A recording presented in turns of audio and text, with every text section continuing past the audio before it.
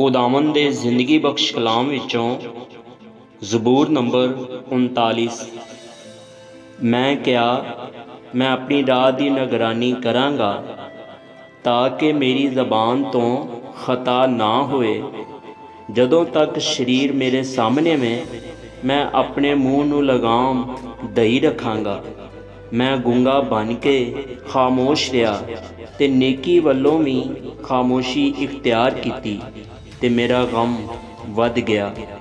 मेरा दिल अंदर ही अंदर जल रहा सी। सोचदियां अग भड़क उठी।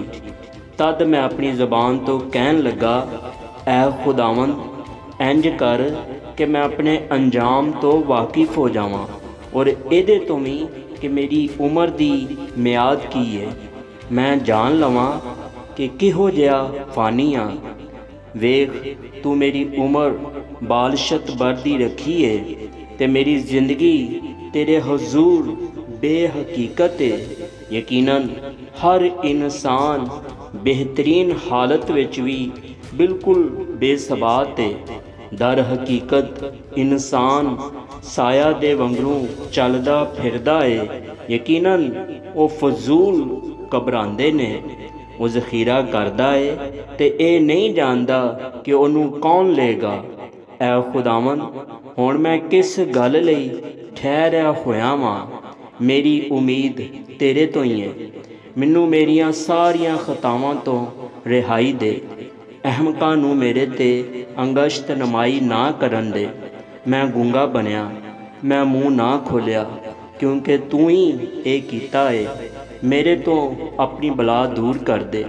मैं ते तेरे हथ दी मार दे नाल फना होया जाना वां। जदों तू इंसान नूं बदी ते मलामत करके तनबीह करना है ते उहदे हुसन नूं पतंगे दे वंगरू फना कर देना है। यकीनन हर इंसान बेसबात है। ऐ खुदावंद मेरी दुआ सुन ते मेरी फरियाद ते कन ला। मेरे आंसुआं नूं वेख के खामोश ना रह क्योंकि मैं तेरे हजूर परदेसी ते मुसाफर हाँ जिवें मेरे सब बाप दादा सन। आह मेरे तो नज़र हटा लै ताकि ताज़ा दम हो जावां। इहदे तो पहलां कि रहलत करां ते नाबूद हो जावां। आमीन।